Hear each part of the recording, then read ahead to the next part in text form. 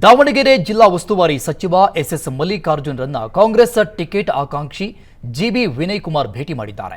ಇದೇ ಮೊದಲ ಬಾರಿಗೆ ಮಲ್ಲಿಕಾರ್ಜುನ್ರನ್ನ ಭೇಟಿ ಮಾಡಿ ಗಣಿ ಮತ್ತು ಭೂವಿಜ್ಞಾನ ಇಲಾಖೆಗೆ ಪ್ರಶಸ್ತಿ ಬಂದಿರುವುದಕ್ಕೆ ಅಭಿನಂದನೆ ತಿಳಿಸಿದರು. ದಾವಣಗೆರೆ ಲೋಕಸಭಾ ಕ್ಷೇತ್ರದಲ್ಲಿ ಕಾಂಗ್ರೆಸ್ ಟಿಕೆಟ್ಗೆ ಪ್ರಬಲ ಪೈಪೋಟಿ ಇದ್ದು ಎಸ್ಎಸ್ ಮಲ್ಲಿಕಾರ್ಜುನ್ ಪತ್ನಿ ಡಾಕ್ಟರ್ ಪ್ರಭಾ ಮಲ್ಲಿಕಾರ್ಜುನ್ರನ್ನ ಕಣಕ್ಕಿಳಿಸಲು ತಯಾರಿ ನಡೆದಿದೆ. ಇನ್ನೊಂದೆಡೆ ವಿನಯ್ ಕುಮಾರ್ ಕೂಡ ಕ್ಷೇತ್ರದಲ್ಲಿ ಪಾದಯಾತ್ರೆ ನಡೆಸಿ ಟಿಕೆಟ್ ಪಡೆಯುವ ಉತ್ಸಾಹದಲ್ಲಿದ್ದಾರೆ.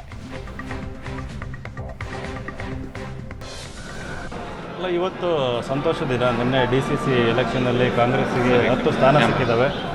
ಹಾಗಾಗಿ ನಮ್ಮ ಜಿಲ್ಲಾ ಉಸ್ತುವಾರಿ ಸಚಿವ ಶ್ರೀ ಎಸ್ ಮಲ್ಲಿಕಾರ್ಜುನ್ ಅವರಿಗೆ ಶುಭಾಶಯ ಕೋರೋದಕ್ಕೆ ಬಂದಿದ್ದೆ. ಹಾಗೆಯೇ ಮೊನ್ನೆನೂ ಕೂಡ ದೇಶದಲ್ಲೇ 3ನೇ ಸ್ಥಾನದಲ್ಲಿ ನಮ್ಮದು ಏನು ಮೈನಿಂಗ್ ಡಿಪಾರ್ಟ್ಮೆಂಟ್ ಇದೆ, ಮೈನಿಂಗ್ ಮಿನಿಸ್ಟ್ರಿ ಇದೆ ಕರ್ನಾಟಕದ್ದು, ಅದು ಒಳ್ಳೆ ಪರ್ಫಾರ್ಮೆನ್ಸ್ ಮಾಡಿದಂಥ ಅವರಿಗೆ ಅವಾರ್ಡ್ ಕೊಟ್ಟು, ಸೊ ಹಾಗಾಗಿ ಭೋಪಾಲಲ್ಲಿ ಅದಕ್ಕೂ ಕೂಡ ಶುಭಾಶಯ ಕೋರೋಣ ಅಂತ ಬಂದಿದ್ದೆ.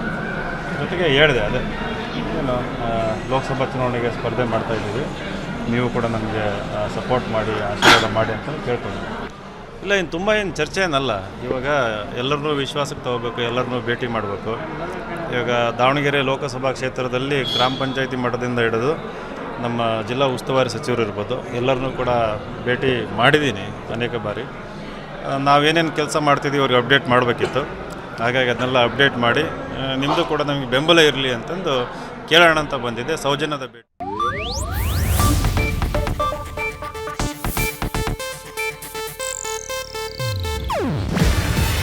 ಇದು ಏಷ್ಯಾನೆಟ್ ನ್ಯೂಸ್ ನೆಟ್ವರ್ಕ್ ಪ್ರಸ್ತುತಿ.